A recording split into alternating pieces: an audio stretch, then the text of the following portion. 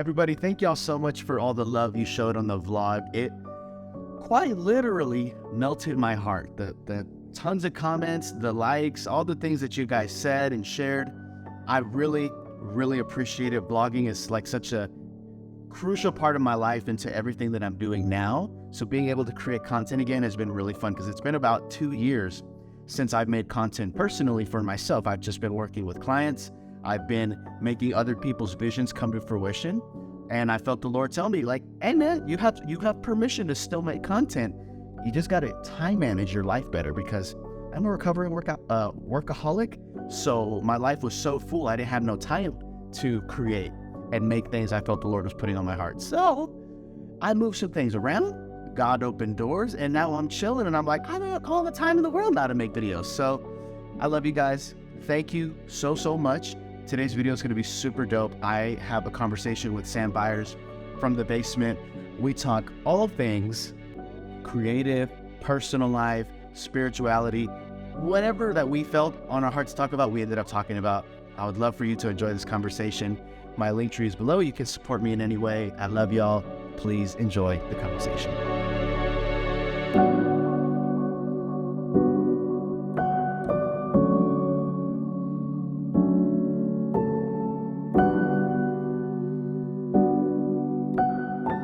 The journey of what it's been like for you emotionally, what it's been like mentally, and what God has done in here for you working on this show. No, dude, it's been a huge blessing, and we got into it a little bit on the first episode of like my journey into and where I was mentally, and how defeated and like crippled by shame I was, and just having that stuff break off of me. Like I told you in the car driving over here today, I'm becoming more confident because I'm accepting the fact that I don't have to be confident in this. Like that I can be transparent in the fact that I don't know what I'm doing sometimes, and that I'm not secure in it, but I'm out here and I'm trying, you know? And like that's, I mean, my whole fitness grind has happened because of this. Like I finally realized, oh, I'm never going to be inspired to work out. I'm never going to wake up and be like, oh my God, all of a sudden I want to be healthy. It simply came down to, are you going to do the work or not? And it's a yes or no question. And so like, answer that question. If you answer no, cool. Guess what? You lost today, but you get another chance tomorrow, you know? And so win tomorrow. But also I have to be real with myself. Like sometimes it would be less healthy for me to get up, go to the gym, work out, because mentally, like I'm not there.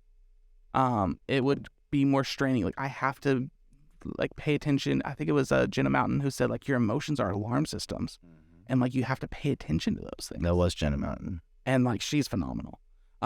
We'd love to have her on this as well. Yes. You know, like that'd be fantastic. But like having to pay attention to what you actually need, not what you want, what you actually need.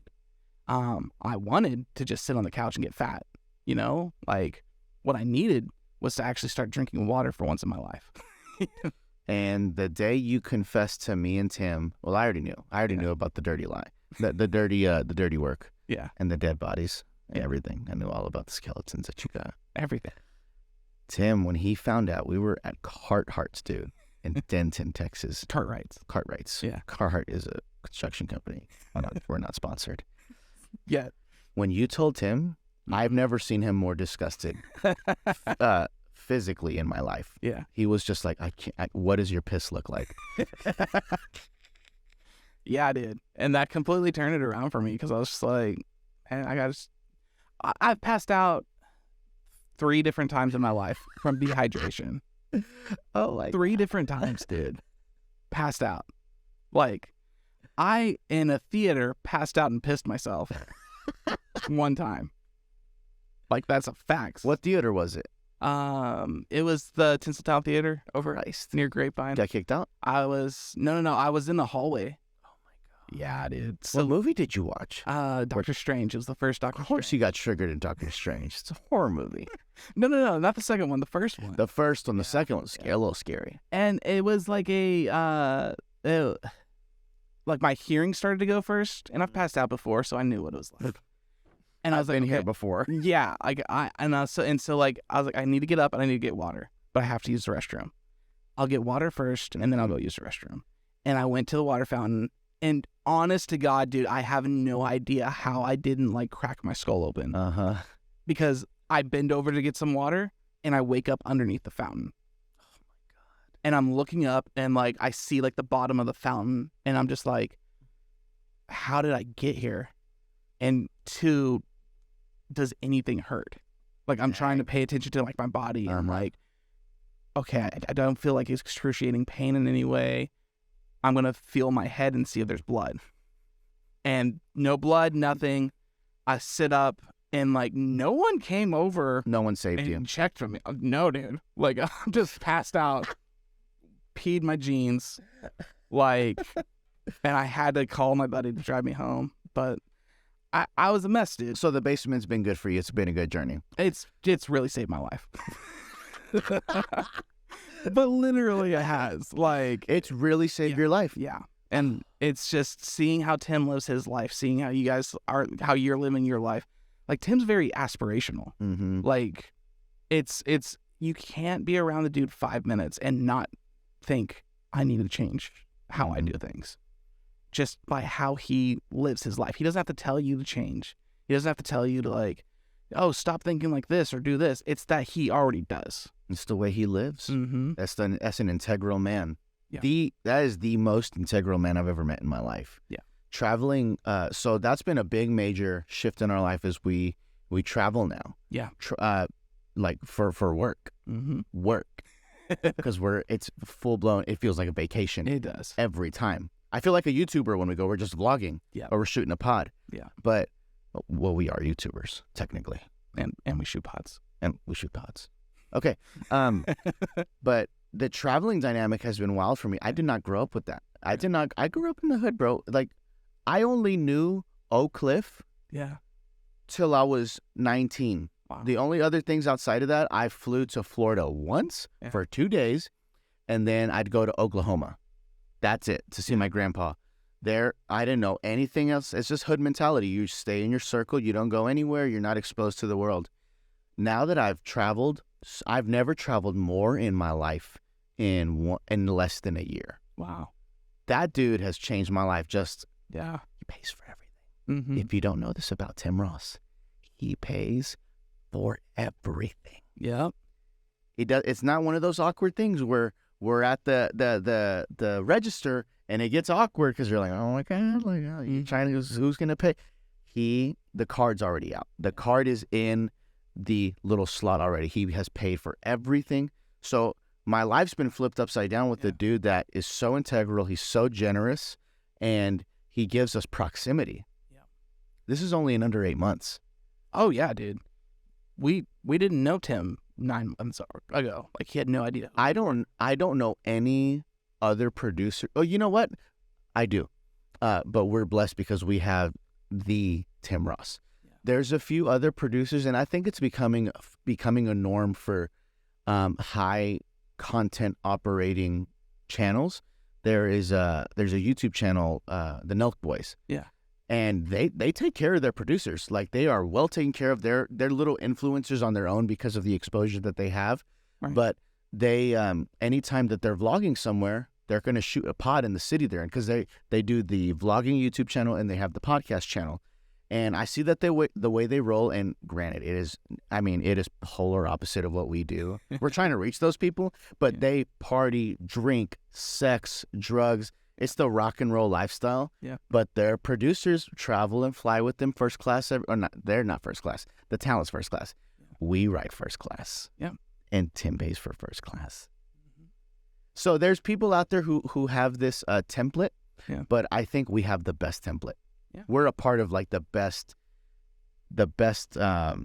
setup with our quote unquote client. I don't even look at Tim as a client. Tim is like my collaborator. Yeah. We are like on the same line, and we're doing content together. Right. So yeah, my life's been flipped upside down because this dude is generous, integral, and he's always looking out for our best interest. Mm-hmm. Well, dude, even like the first trip that we did to LA, like we showed up at what was the name of the hotel? The Beverly Hilton. Beverly. And and like we were in the lobby, and I was like, Tim, I don't belong here. Oh. And that dude got in my face. Oh, you got in trouble. I got in trouble for it. That was the only time Sam Byers has ever gotten a write-up in Upset the World LLC. Who is that?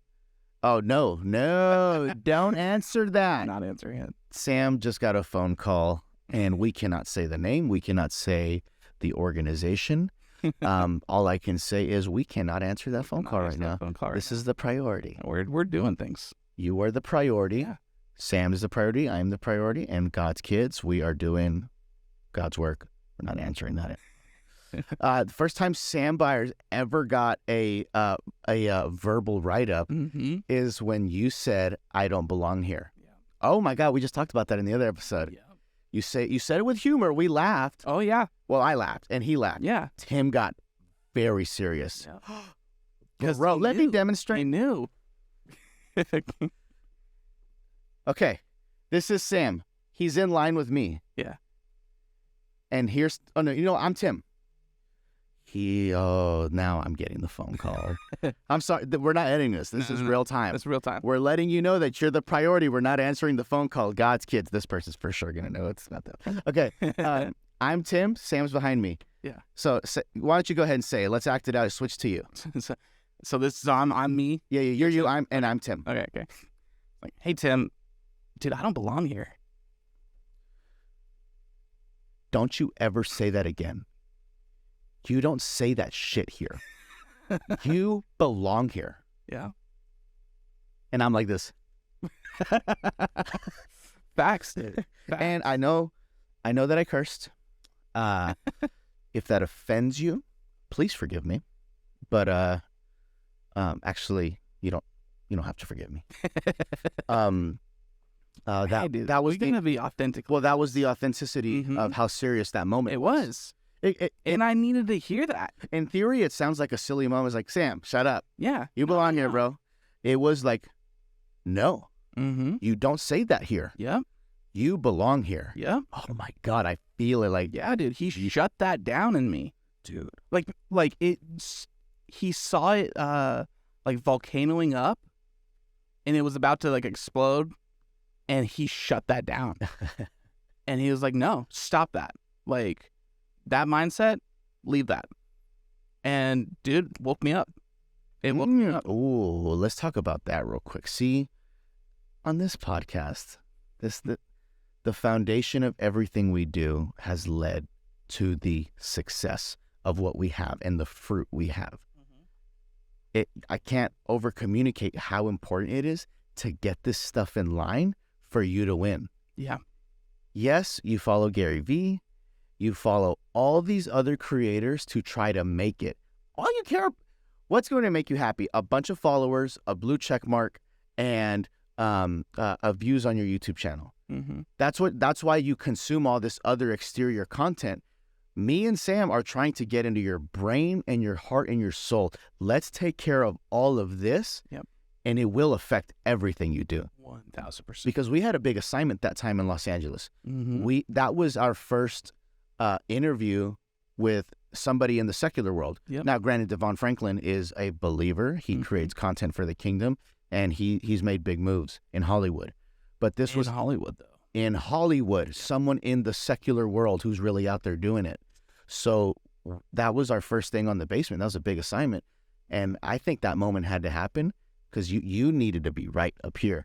100%. Because that trip could have been ruined for you 100%. by your, but with your own thinking. Oh, absolutely, dude. Like, I could have easily, it would have been another one of those moments where I didn't feel worthy, you know? And, like, something amazing happened, and I shut it down in my brain. I can't even celebrate it. So, it's just, yeah, dude, the basement's been life-changing. It's been life-changing, bro. It's been life-changing.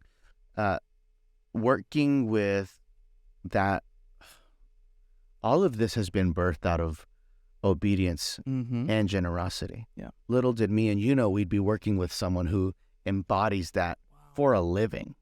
Wow. But the only reason we're here is because of obedience and generosity. That's what all of it's birthed. That's what the first podcast was about. 1,000. It was all about the birth of this being from those two roots.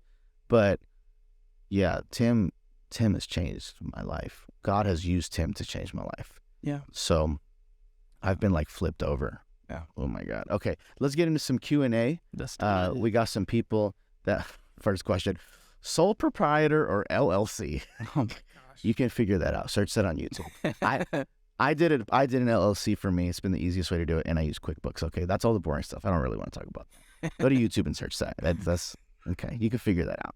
And do your taxes. What Hector said. Pay your taxes. Okay. Yes. Please. Okay.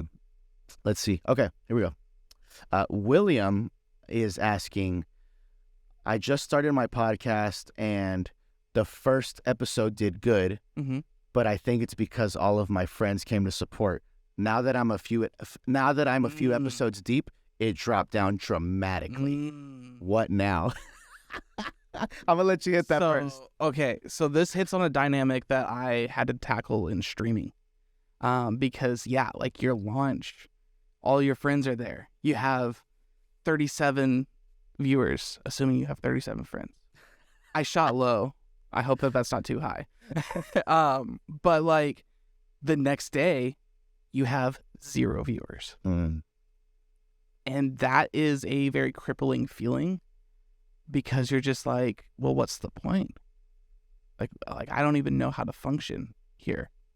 And so you have to get to the mindset where it's no longer about numbers. And like celebrate numbers because numbers are people, but don't rely and don't lean on numbers as to your why you do this.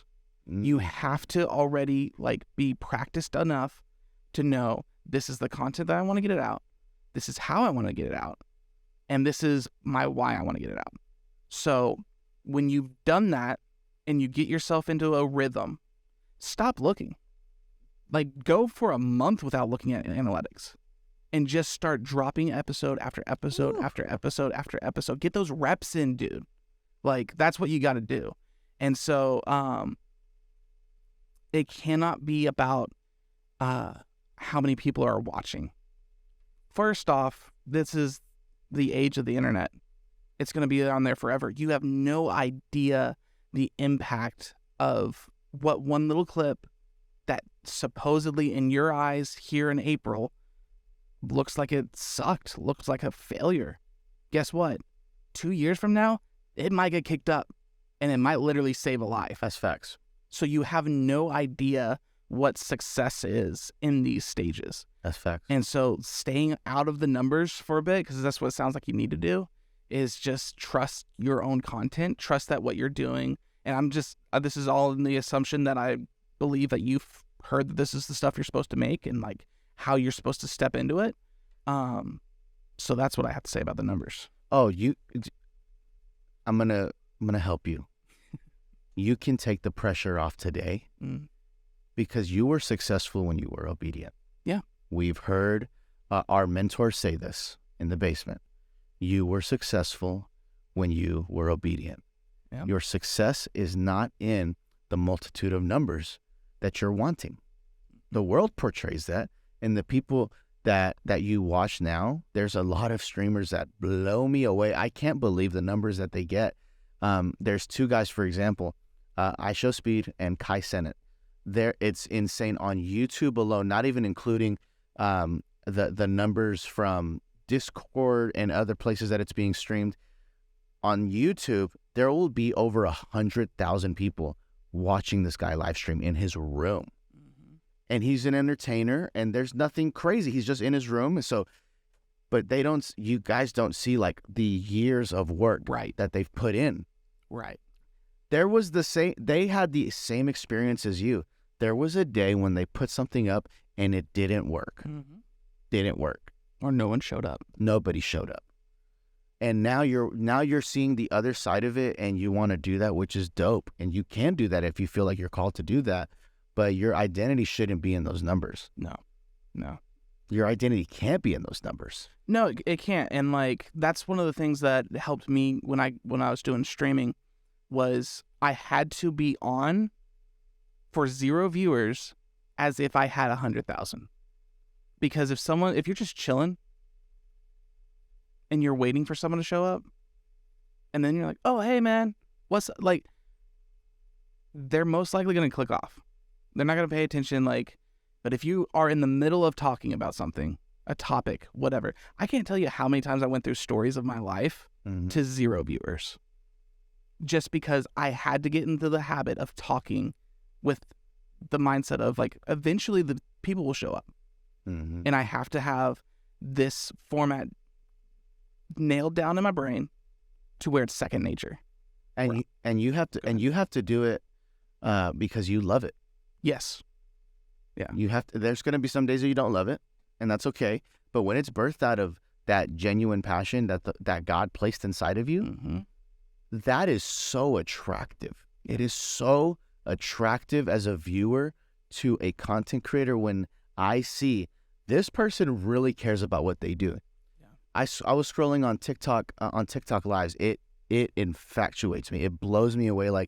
It's a whole other realm that TikTok has a great live streaming setup. It's insane because they literally bless you so much.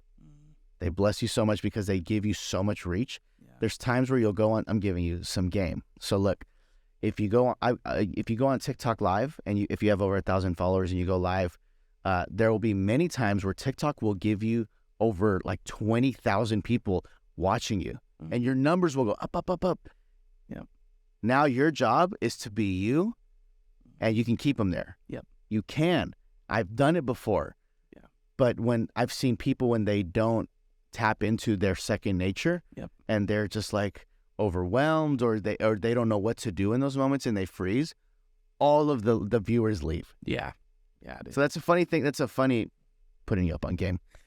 TikTok will do that. They give you a lot of reach. They give you a big net. There's other platforms that it's hard. Twitch and YouTube, you will have 0 people watching that stream. It doesn't even give you a chance. It is hard. But on TikTok, I'll watch people and I will get stuck somewhere. One of my favorite ones, there's a guy named Daron. Yeah. He's in Los Angeles. He rides a one-wheel all over Los Angeles, downtown LA. That's dope. And he's just showing you the chaos of the city. It's Grand Theft Auto. I love it. There's a car crash. There's a homeless fight. Wow. There is a bar fight. And he's on his one wheel. And all he does is capture chaos. There's over 10,000 people watching. I love it. I'll watch him and I'm like, he loves this. He's here every night. He's on his little one wheel, and he's just showing you the world. There's another guy. He's a whiskey guy, and he's just upset. There's only 100 people in it, but they're all engaging. Yes. The comments are going like this. Yep. It's not 100 people, and it's kind of sad. Yeah. It's he really cares about what he's talking about, and he is there to serve those 100 people. Yeah. He's not begging, please like it, please share. He's like, no, I'm literally here for my followers, and that's it. Yeah, dude. No, it's that's a dynamic that I'm really passionate about, which is you want quality people over quantity. It doesn't matter if I have 10,000 viewers and no one's saying anything. It's I'd rather have 3 people and there is a deep conversation going on and we're talking about real stuff. That's so good. And so you want quantity people over quality, and you want to build a community, not a following. That's so good. Okay, off of that, tell them about when I told you to use an account so you could go live on TikTok. Yeah. And there was one guy. Yeah. I know exactly what you're talking about. He messaged you right after, I think. But please, that was a beautiful story of what you did. You were obedient. Yeah. You're talking about the dude with his parents. Yep. Yeah. So I went live, and I didn't know this about TikTok. Apparently people can submit a request to go live with you, and they pop up, and then you have a conversation and stuff, which is awesome. I love that. It's so cool. And so I jump on. I'm going live. It's one of the very first times that I ever went live, and was just starting to do podcast stuff with Hector, and we were talking about what's that like with your. Are your parents supportive of what you're doing? Do they understand it? And we were talking about that, and the dude just started opening up that his parents are going through a divorce, and his dad's dating again, and that's really weird. And he's I don't even know how to handle this this idea of them believing in, because he was doing music. And this is in front of the world, just for Yes, context. Absolutely. This is not a personal phone call. No. This is you and a guy that you don't know. No idea. Never met him before. On the TikTok pedestal. Yeah. For anyone to watch. Yeah. And like, it just became this beautiful moment of this guy opening up. And he ended up getting very emotional and had to like click off. But it's those moments, dude, don't happen for people who are just showing up just to view what you're doing. They care about you. Or they want to be seen, or they want to be heard. That's the other side of it. As a content creator, it is your responsibility. Like you have a community to tend to, like to care for. If they don't feel seen and heard, they're out. They're gone. Yeah. Dude, I was looking at the basement analytics today, and I've just been chewing on why are we successful? It's the main question I have. I was in Montana with Tim vlogging him preaching at Levi Lusko's church, Fresh Life. I think that's the name of the church. Sorry, Levi, if I got that wrong. But we went to dinner, and Levi's very successful in his world. He has preached all over the planet. He sold all these books. He sold his book all over the world, and he's done great. He's also the nicest guy ever, and his wife's amazing. But he looked me in the eye, bro, and he asked me, "How'd you do it? What am I supposed to do?" And he's not trying to pull or clout chase, nothing. Yeah. He's just like, "Well, I have a podcast. I want to do it the best way." Yeah. How'd you do it? Yeah. Maybe I was a little starstruck because I like him a lot. Yeah. But I was like, bro, I don't know.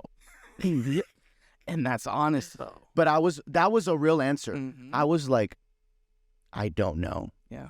Because in theory, my real answer is you need a Hector and a Sam out here. Mm-hmm. You need someone who is going to match you and your wife's personality. Thanks. You need someone that's going to mesh with both of your chemistry and understand what do you want.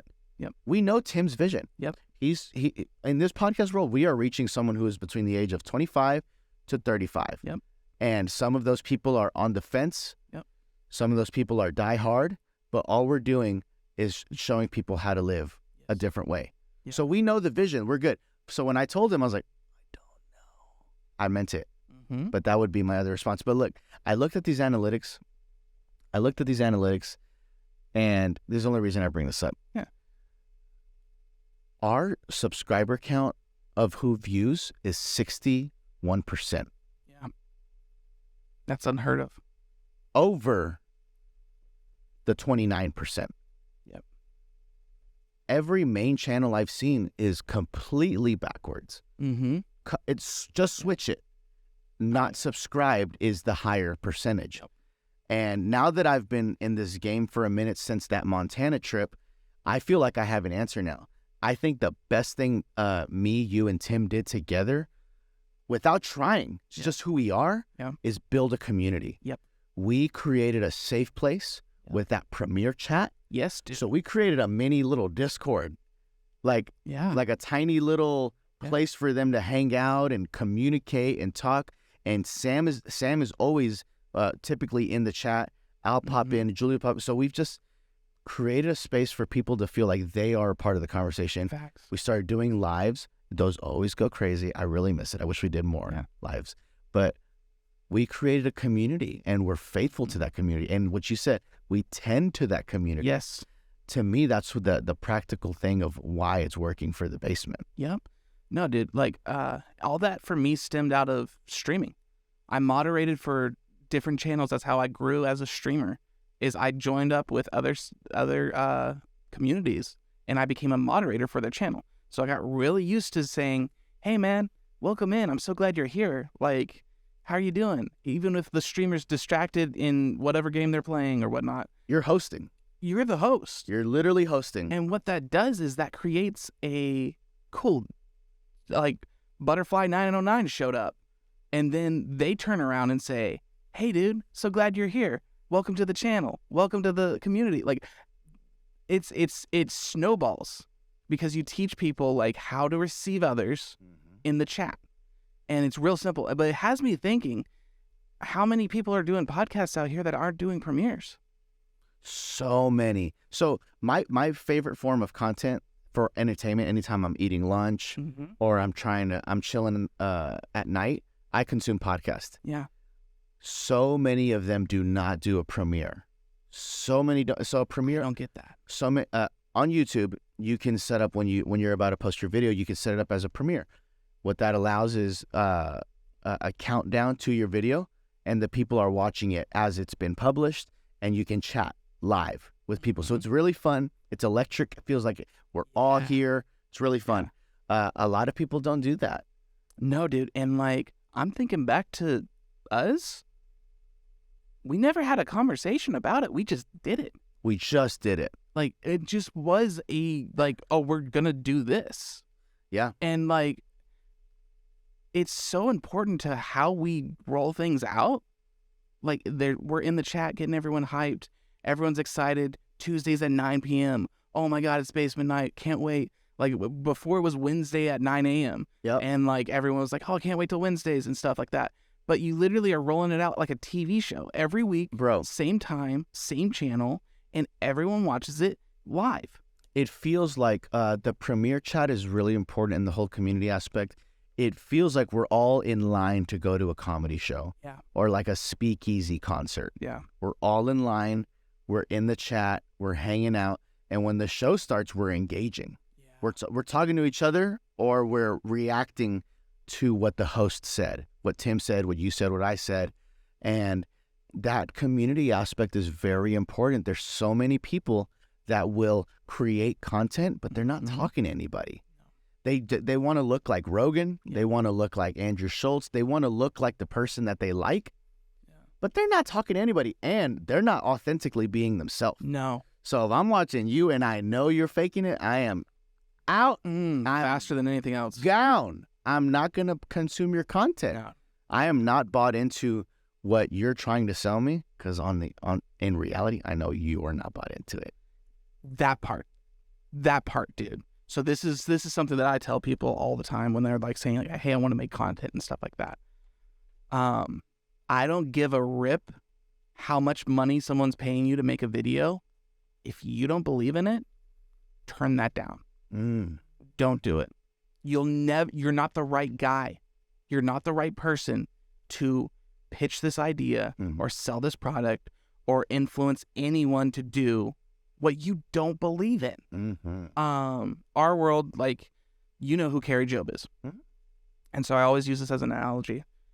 If Carrie Job was to write a breakup song and perform that breakup song, it might sound beautiful because she just has a great voice, but no one's going to connect to it. She's so removed from that realm, she can't write that song. It's not in her. She doesn't know what she's writing. And she's married. She's happily married and hasn't broken up with anyone in years. So it's not going to happen. But when she writes about God, it's over. It's a wrap. People are in tears. They feel that because she feels that. And she doesn't have to try to convince you that she feels that, because it's oozing out of her. She's so passionate about it, you can't sit there and listen to her for 5 seconds and say that she doesn't love God. So you have to know, like, that I am all in on whatever I'm wanting to influence in. Otherwise, you're just trying to push people to something you don't care about. That's not... they're going to come across that way. Then there's nothing that can cover that up. That's so good. You know? I'm not downloading Raid Shadow Legends. I'm not doing it. Like, no one plays that. But everyone that gets paid by them is like, it's the best game ever. You don't play that game. Some 4-year-old is playing that stupid game. Dude, you have to be you. Yeah. You gotta be who you were created to be. Yeah. You cannot be someone and believe that you're authentic. No. You know on the inside, I'm not being myself. You ain't you. And the people that you're trying to reach on the content side, if you're creating something, they will know. They're going to sniff that out. Yeah. And let's just say you are a connoisseur in the acting world and you can get past it. It's going to crush you internally behind closed doors. And when you do come out as a fraud and the people find out, your online persona's gone. Yeah. One of the person who has inspired me in this to go off of what you're saying to staying true to yourself is Casey Neistat. Yeah. Casey Neistat is a phenomenal creator that I have consumed his content since I was in high school. I'd wake up, and while I'm brushing my teeth at 7 in the morning, I would watch his vlog that he just uploaded. Yep.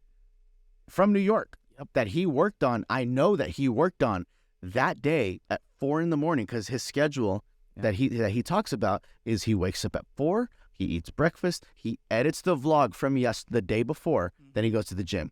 Yeah. While I'm brushing my teeth to go to high school, I'm watching his vlog and I'm getting inspired. Yeah. But one of my favorite things is he said, I don't work with brands I don't want to work with. Yep. He's like, I've had brands offer me hundreds of thousands of dollars. I'm not working with you. No. I don't like what you're selling. Yep. I don't believe in what you're selling. Yep. But when he is bought into something, that fan base supports like crazy. Mm-hmm. Craziness. Yeah. When he's into something, because the fans know who he is, we're behind you, Casey. Yeah, dude. How many people bought boosted boards because of him? You know, how many people blessed the one character who's in his vlog, Marlon? Yeah, the UPS driver. Yeah, I believe it was Marlon's family member who had gotten sick or something happened. And Marlon is this eccentric, happy. Yeah. He brings life character. He's from another country. He works in New York now. Yeah. There was always this beautiful dynamic between Casey and him. But the second Casey made a GoFundMe for Marlon, they overblessed his life.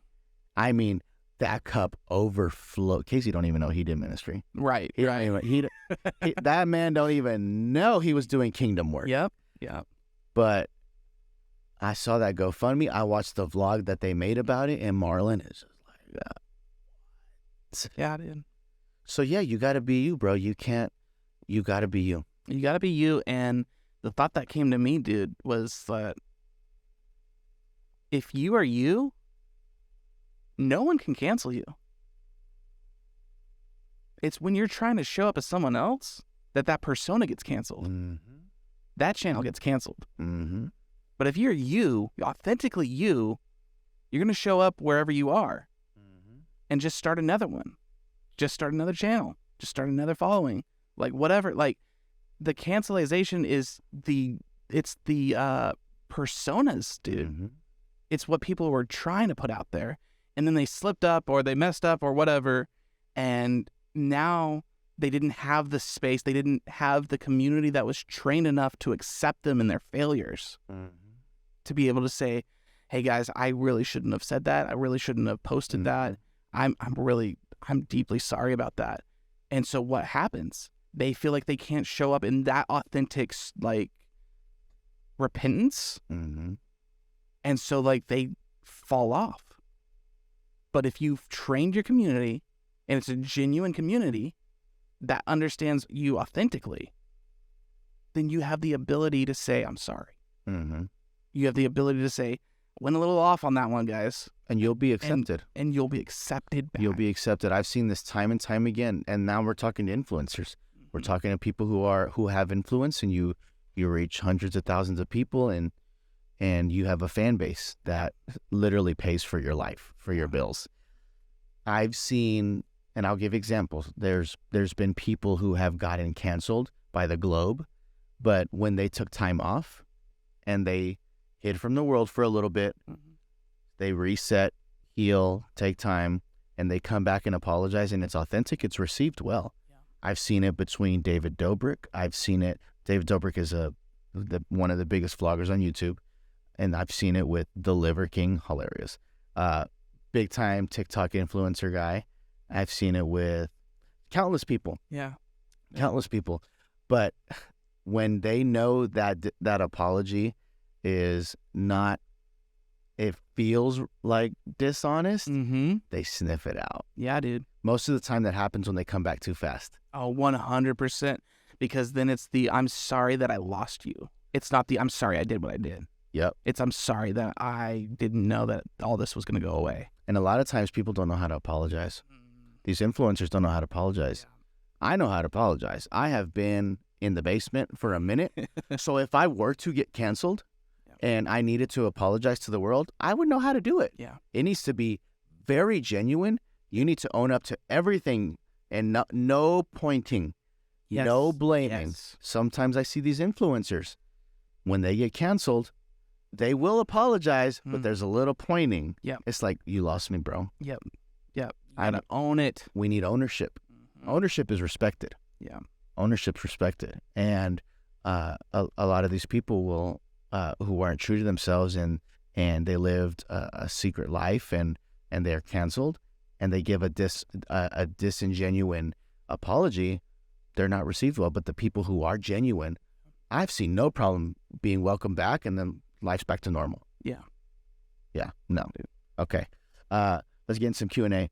I got, this one's good. Okay, Warren is asking, how do you kill the need for acceptance while maintaining activity? Here's what I'm assuming to get into. Especially in this content world, as a content creator or an influencer or a creative on the production side, our whole world is optics. Yep. We're putting, it's very vulnerable. Yep. We're putting everything in front of a camera and we are allowing the world to judge us. So how do you kill the need for acceptance while maintaining your activity and what we're called to do? So, it's kind of a dynamic that I brought up in our first meeting with Tim when we were talking about, like, do we wait till we get a studio space before we start recording? And again, it kind of comes back to community. If you want a following, put out polished content. Make whatever video you want to make, how you want to make it, until it's perfect, put it out. But a community, you're taking along for a ride. You open the doors and you turn on the cameras where you are, authentically again, and that's how you build a community of it. And so needing acceptance and being on the journey, you just gotta be okay being vulnerable. And like, if that's where you're at, dude, I can respect a content creator who's making content that says, hey, dude, I really am doing this because I need acceptance. I can respect that. It's the people that are not saying that are doing that need acceptance, that I'm just like, dude, you're just doing this to try to fuel some kind of ego thing in you. And you need to reassess like your priorities on this. But if you're honest about it, I'm more accepting of it. And so if that's where you're at and that's where you don't want to be, which is what I hear in this question, is that you don't want to be in this spot anymore. Like, you don't want to need acceptance, but you're on the journey out of that. That's a beautiful journey. And I would subscribe day one to that, you know? Killing the need of acceptance takes time. All of this takes time. Yeah. Because you want validation. Yeah. This stems back to your childhood. Yeah. Whatever happened that didn't fulfill that space in your heart and your soul, that you need more to feel like you're good enough and you're valuable. This is a journey as an adult, and a lot of us are operating with that old childhood mindset. Yeah. That 8-year-old kid, and dad didn't show up to my t-ball game. Yep. You know, you're operating out of an adolescent mindset. Yeah. And now what we have to learn is we're just trying to play catch up, right? We're like, okay, I'm trying to get my life together now. I'm 25 years old and I have a wife and I'm good enough, and God says I'm good enough, and I need to believe that. Ooh, we talked about this in the car. Yeah. I know it up here. Yep. I don't have it in here. Yes. And this travel process is long. I'm like right here right now. But it's making its way down to the heart and soul to where I believe it. I know it. I need to believe it. Yeah. So the killing the need for acceptance takes time. Yeah, dude. And it's normal. And it's something God gave us to feel. It's there. Yeah. So when it's in the right space, it's beautiful. When you know that you're accepted by God and you're accepted by the people around you, that's a beautiful place to be. Yeah. But when you're craving attention and validation from the world, from a random user, it's never going to fulfill you. No. You're in a position of searching, And that's okay to be in that position. Don't live in that position. You can't live in that Like, don't set up your tents there. But you're on a journey. The other thing that I feel is like maybe you're making content that you don't really care about. And that goes back to the previous answer that we just talked about. But this is a dynamic that comes from when you're chasing content instead of like producing authentic content. If you're just chasing like the next viral video because you saw that this type of video went viral and this is my take on that, it's so empty.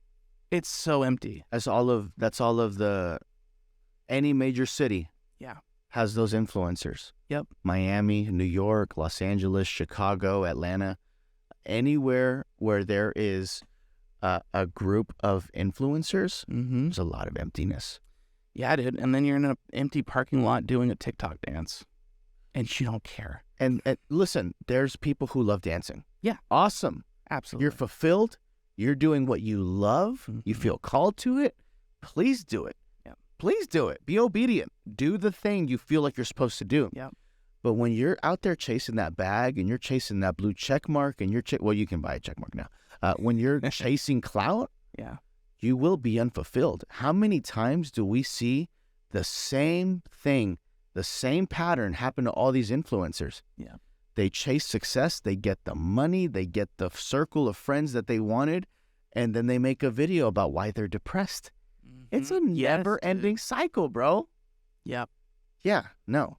Yeah. No, so you avoid you avoid the depression of it by finding the authenticity of it. That's good. And it's just like, that's what I feel like you need to do in that, to answer that question. That's good. Start making the content that you really care about, and you'll find the acceptance there. Okay, Warren, we love you. That was good, bro. Timmy _627 is asking, how do you know when the season you're in is coming to an end? Is this literally Tim Ross telling us we're fired? Like, it's like, is that what I'm reading right now? Is this his like shadow account? But he's like, it's over, how bro. do you let your two producers know it's over? He's like, bro, I'm tired of this guy. We got this friggin' immigrant. We got the Scandinavia. We can't be doing all this. Okay, Tim, I love you. Please don't fire me. Timmy _67. How do you know when the season you're in is coming to an end? I'll start on this one. Yeah. I worked at a mega church, Gateway Church, the Grand Prairie campus, for under 6 years, right out of high school. And I loved it. And I came to an agreement with myself, not God, myself. I guess I'm going to be the youth pastor because I'm like working my way up. They just keep promoting me. I'm doing a good job.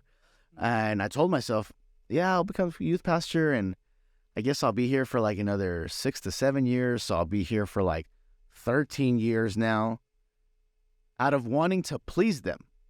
They don't care about me pleasing them. But in my head, I was such a people pleaser. I guess I'll just be here so that I do it the right way. I'll intern. I become the coordinator. Then I'll become the student pastor, become the young adult pastor, and then I'm gone.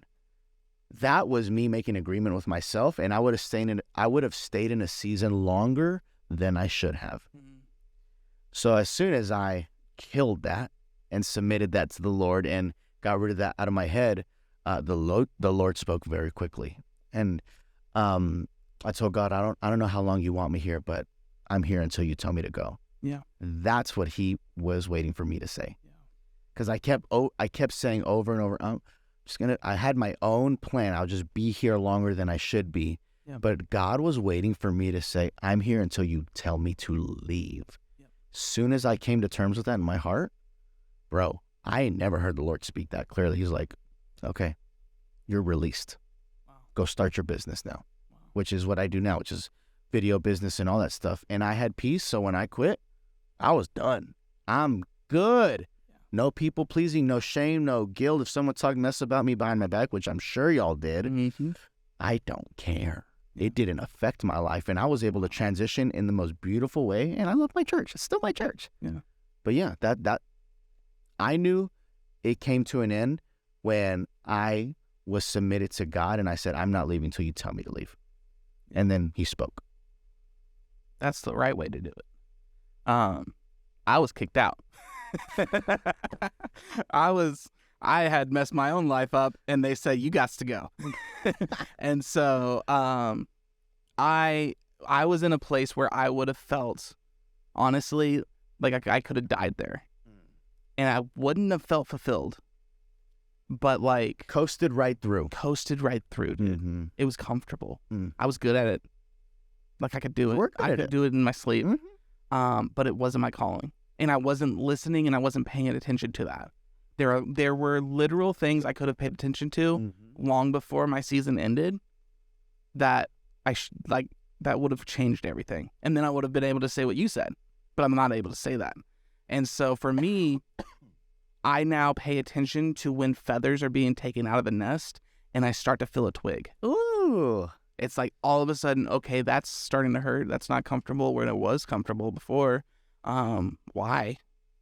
Why am I not? Is it time for me to leave this nest, and start flying? You gotta fly. You gotta, dude. And it's just like there are definite signs. You asking this question to me comes across as a sign that maybe your season is coming to an end, and you're looking for a reason for us to tell you to get out. Get out. Get the hell out of there. Yeah, dude. Get the heaven out of there. Leave. Dude, you know what? And I relate to this person. What you said is spot on.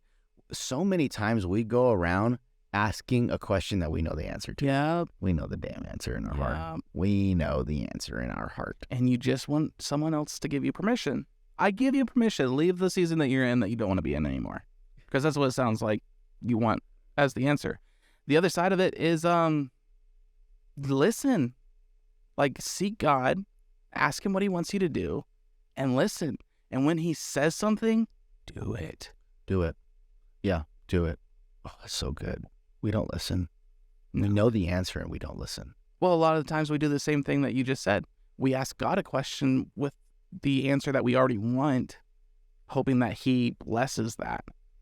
And that's not how he operates. No. And a lot of people who say like, oh, I have asked and he doesn't say anything. Two things are happening there. I'll give the flip side of the coin as well. If you've asked God for something and he hasn't said anything, don't take it as a like you're in the wrong. Just right off the bat. A lot of times, if he's not saying anything, he's working the most. He's got his hands inside of you and he's forming you. And so just because you don't hear anything doesn't mean. I always say pursue until doors start shutting. That's how, when I ask God, if I'm supposed to do this, then there's going to be green lights, there's going to be open doors, and it's going to birth opportunities. If I'm not supposed to do this, then doors will start to shut, and people will start to recede out of my life. And I will understand then I'm not supposed to pursue this anymore. But you take the steps. That's good. Timmy, quit your job. All right.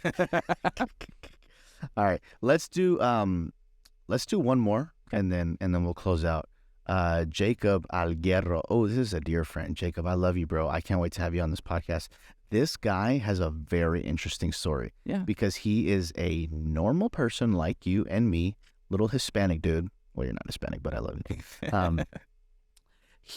He grew his Instagram account, which is very hard to grow on Instagram. He grew his Instagram account from I think like 900 followers to 22,000 followers in the span of like 2 or 3 months, something like that. Just from carousels. It's the photos with words on it, and it's a collage. Wow. But it was just powerful statements directed to Gen Z. Wow. That was it. It's very shareable. So That's Jake, dope. We got to have you on, Jacob. That's so dope. He told me he told me, he's like, dude, it was so easy, and it was from his heart. It's like, it's from my heart, and it's really easy. I'd be like taking a dump making my Instagram post, knowing it's going to get 3,000 likes, right, and 400 shares, right. So that's amazing, dude. We gotta have you on, Jacob. Jacob's asking, what is your biggest stumbling block to you as a creative? Ooh, you want to go or you want me to go? You go first. All right. Me. Hi. I am my biggest stumbling block.